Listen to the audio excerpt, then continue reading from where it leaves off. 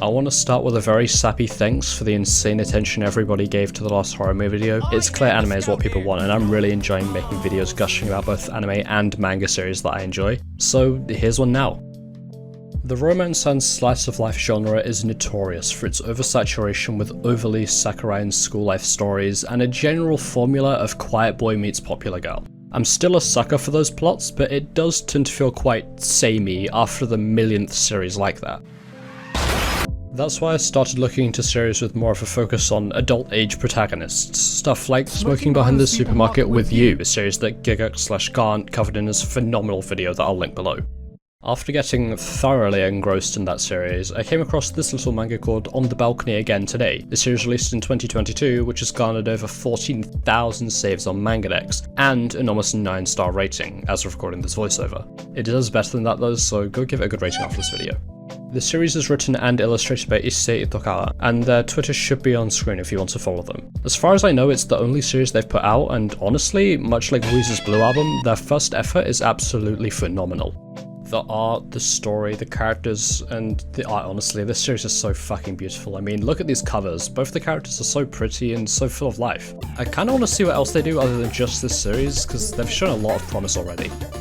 Time for me to explain the plot of the series so far. Kind of spoiler warnings as usual, but even if you watch this part, I'd recommend reading the manga for the full experience.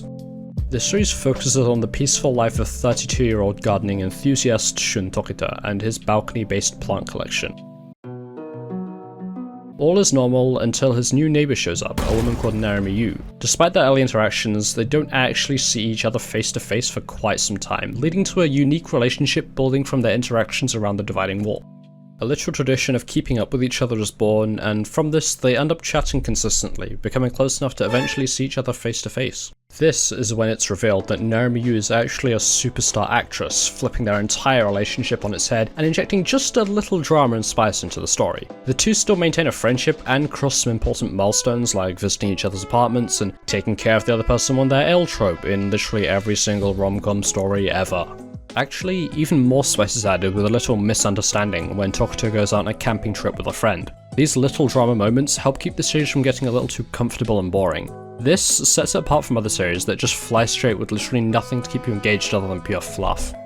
There's this one part in chapter 16 where Yu appears at Tokito's door for advice on growing some tulips, and after some brief conversation, she comes into his apartment, a major step forward in their relationship.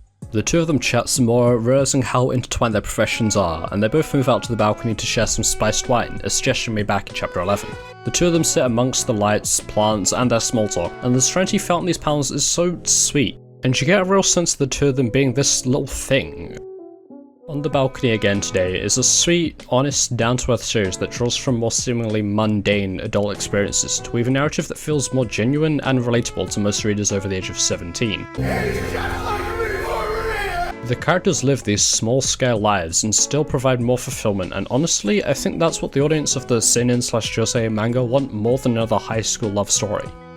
Whether it be Tokito's almost crippling work ethic, only second to his dedication to his plants, what are you doing? You're not the hydroponics farmer. Or Yu's issues with maintaining a social norm despite her celebrity status, their struggles are something readers can identify and empathize with. These issues may seem trivial at times, but most people's issues are largest in their own life.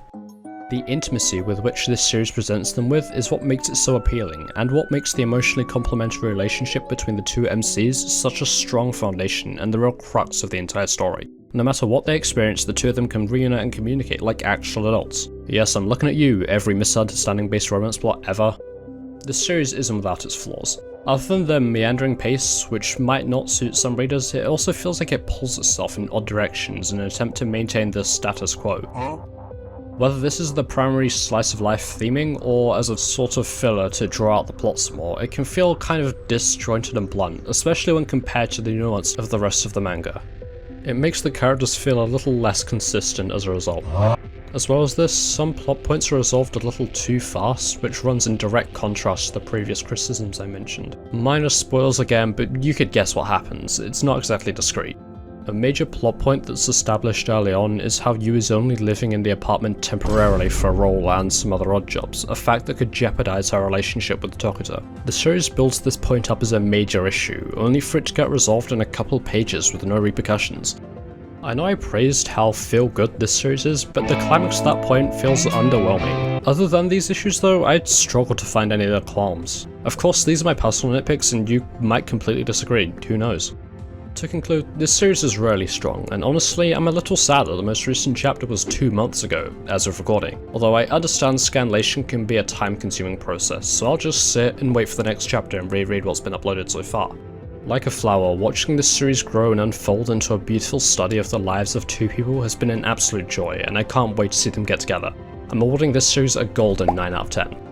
I just want to give a special thanks and shout out to 44-Minute Scans for their work in scanlating this series, as well as some other gems. Their Discord is linked below if you want to give them some love, or just keep up with whatever's being uploaded. Thanks for watching guys, and thanks for the kind words everyone has been sending. Keep your eyes peeled for the next video, which hopefully should be within the next week or so, depending on how consistent I want to be.